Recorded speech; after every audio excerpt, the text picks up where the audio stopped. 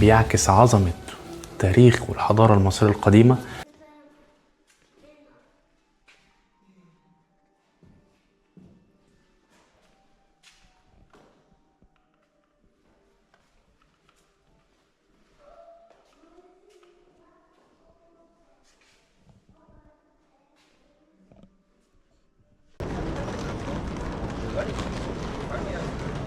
معرض بيشمل كل الأسرات.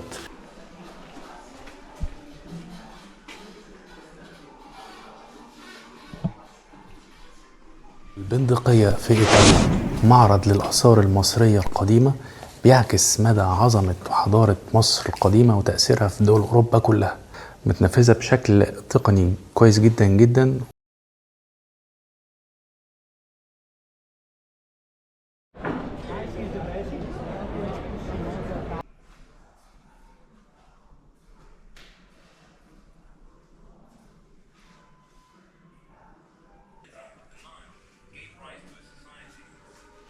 من جميع الأسرات القديمة والوسطى والحديثة.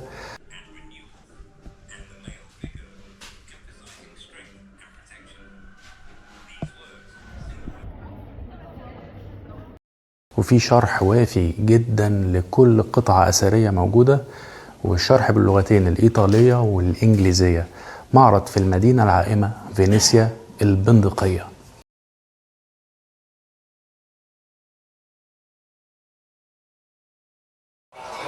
زي ما حضراتكم شايفين هم عاملين زي قاعة كبيرة بيحكوا فيها التاريخ الفرعوني بتقنية الفيرتشوال رياليتي.